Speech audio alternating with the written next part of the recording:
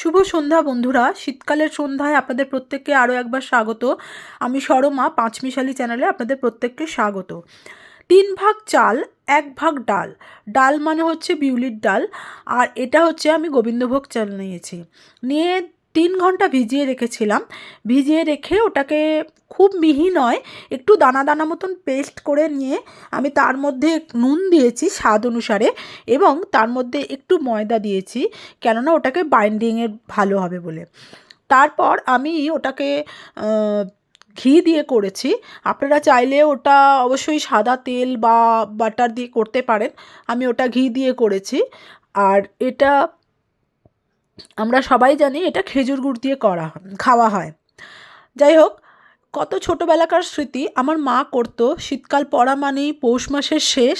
পৌষ শেষে পৌষের সংক্রান্তিতে আগে আমাদের পিঠে পার্বণ হবে, মানে আজকে পিঠা হবে, কেননা আমাদের নারায়ণ আছে। আপনারা প্রত্যেকেই জানেন, আমি এর আগেও বলেছি।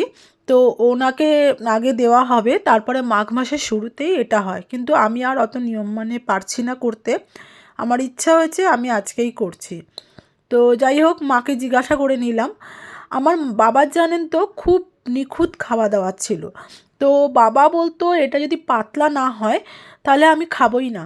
পাতলা মানে একদম জালি জালি পাতলা পাতলা হবে, তারপরে আমি খাবো।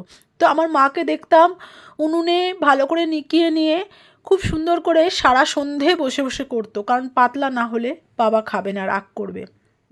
সেই জন্যই বাবা খুবই নিখুঁত ধরনের খাবার দাবার খেতে পছন্দ করতেন বলে মাও খুব নিখুঁতভাবে করার চেষ্টা করতেন। যাই হোক, সেই ছোটোবেলা থেকে দেখে দেখে অভ্যাস। তো জানি না কত সুন্দরভাবে করতে পারছি। তো খেতে যথেষ্ট ভালো হয়েছিল। খাওয়া দাওয়ার পর রাত্রেবেলা আমি আপনাদেরকে শেয়ার করছি। খুব সুন্দর হয়েছিল খেতে। যাই হোক, আপনারাও করবেন।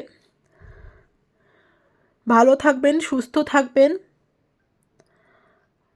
আবার পরের ভিডিওটির জন্য অপেক্ষা করুন। আজকের জন্য এইটুকুই। শুভরাত্রি।